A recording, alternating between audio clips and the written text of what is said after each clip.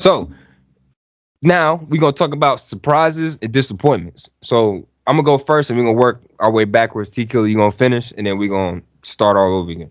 So for surprises, I have none. I don't. Just be surprised at how bad that defense Hold on, I take played. it back. I take it back. I take it back. Pause. Pause. I take it back. It's two people that really showed me something. Jalen Carter, he showed me like, okay, he can ball. He's not. It's just not just hype. He can ball. He's number one. Number two is AJ Brown. So recently he called up a radio station that had been like really talking bad about him all year long. Which one? Taylor Brown? No. Jalen Carter or AJ Brown, the receiver. So he had called this radio station and was like, I don't know where y'all getting rumors from about me wanting to be traded, me being upset about receptions and all that other stuff. He said, all right, I don't know where y'all got that from, but all of that is a lie. He spoke calmly, he spoke professionally, he put everybody in check, and then they immediately shifted their narrative because of that. And that was like, okay, he got the team gathered around him, and all of the rumors about the team splitting up and being mad at Nick Sirianni just kind of went away because I haven't heard nothing since. But those are my surprises. My disappointments. James Bradbury, we know how that went. It is what it is. My second disappointment, the entire coaching staff. I don't know what happened going into that 49ers game, but for whatever reason, they repeatedly put this team in bad spots consistently. I don't know how. Again, Hassan Reddick dropping in the coverage just still makes no sense.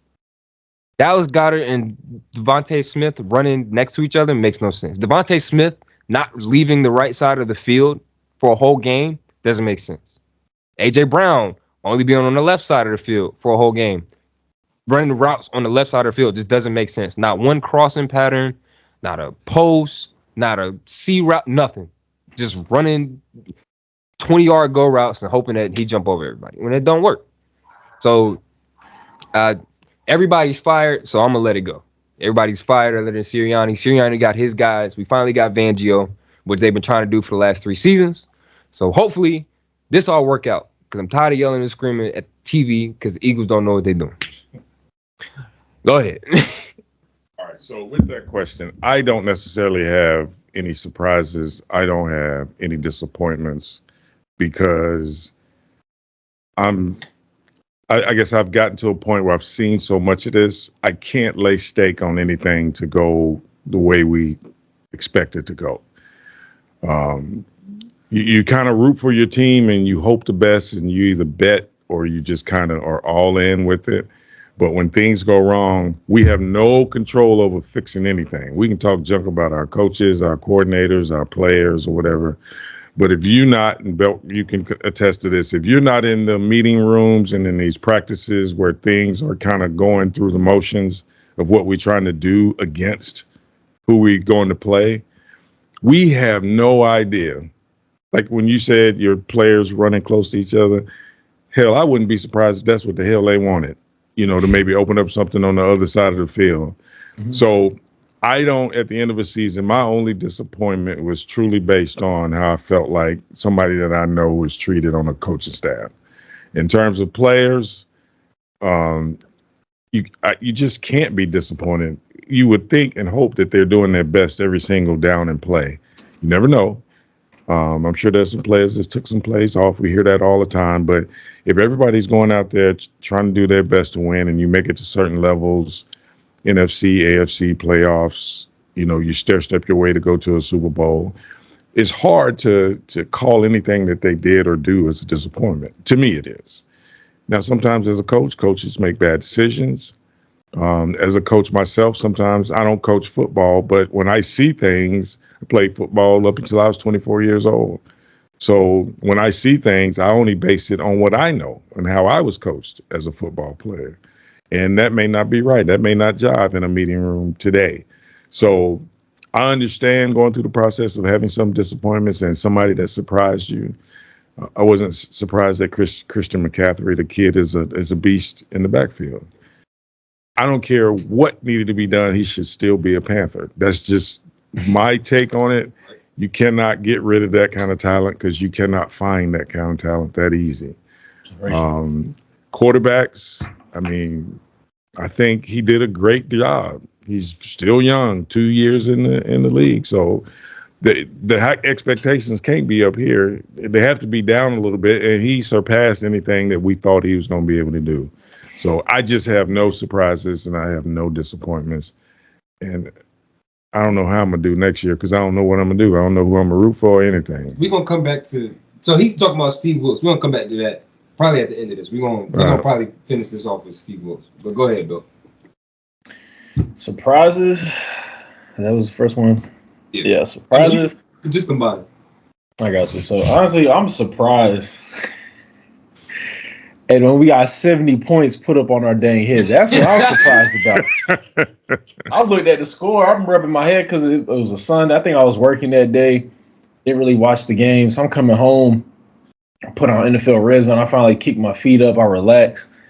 And I see 70 points. I'm thinking, this is like a fantasy football score. Like, they showing like the little ESPN fantasy. And I look and I actually watch the highlights, and I've never been more disgusted. And this is where my disappointment lies in. I don't understand what happened in that coaching staff room, but I don't know what led us to getting 70 points put on our heads other than pissing off Mike McDaniel when he was like 20-something years old because we didn't give him a job when he was a ball boy. But that was my surprise, is how bad our defense looked in the beginning. Our biggest disappointment would be I think my biggest disappointment is just how the season ended with the Russell Wilson situation. Because in my opinion, I think he still played like a top 10 quarterback in the league. He still played very well, showed us that he has the ability to still be good. Obviously, things were a lot different last season, and we had some rough seasons rough parts this year. But I feel like I just don't think they fully back him like they should. Even though it's not Sean Payton's quarterback, it's not the guy he wanted to pay, and they tried to do the whole thing where they tried to bench him so he couldn't get his money. I still feel like it's who you have. There's not many other quarterbacks you can just go out and grab right now. And I mean, we're not that high up in the draft where we're just going to grab the next up and coming quarterback talent. So I feel like you take somebody that's a Super Bowl champion, you work with them, you figure out how we can make it work. But that was just my disappointment, how things kind of panned out with that whole situation. And then my overall feelings about the season. We just did that one. Okay. I got you. Yeah, that was my surprise and disappointments right there. Okay. Kinson, go ahead, rock out. Surprises, man. Surprises. My number one is Kyle Hamilton. That dude is a baller. Certified. Great answer. You know what I'm saying? During the 49ers game, he really blossomed and showed me that he's really that guy. Like, he's our starting safety. Number two, Keaton Mitchell. Come on. Keaton Mitchell did a great job coming in as a rookie. Fast, good hands.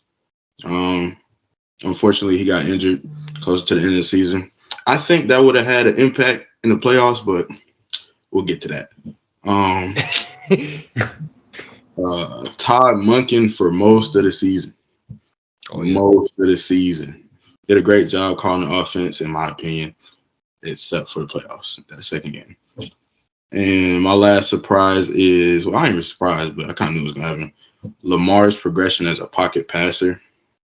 I felt like he took some big steps just in the offense with Todd Monken. Disappointments, running the ball like 6 times, 7 times, however many times we ran the ball in the Chiefs game. What are we doing? We run the ball. We are the Ravens. We are the Baltimore Ravens. We run the ball. It's not tough. Like, run the ball. It's like, come on. That's what we do. And then Lamar kind of, I don't know, second guessing himself. I was disappointed in that because he can run the ball. He can use his legs. Come on now. That's you, Lamar. You're Lamar Jackson. Run the ball, bro. You'll make a play. Come on now. Yes. Yeah, that's what I have for disappointments. And Todd Monken, I don't know. You got to call better plays, man. It's the Chiefs. You cannot play around with them. They will beat you. Mm-hmm. They will beat you and go win a Super Bowl, as you can see. So Yeah, that's what I got for surprises and disappointments, man. I told you Spagnuolo was that dude. Go ahead, Terrance. He's a guy. He's a guy. I can't hate him. Go ahead, Tkilla. So my surprise, y'all might not see this one coming, but Ezekiel Elliott balled out this year. He man. did. He did. He balled out. Respect. I was not expecting that. I thought he was gonna come in there fat and lazy, but he fighting for that new contract. So I wouldn't mind bringing him back for a second season. Disappointment on the other side of that running back duo, Ramondre Stevenson. We could get his big tubby tail out of the league. He is running with a refrigerator on his back. I don't know what he got.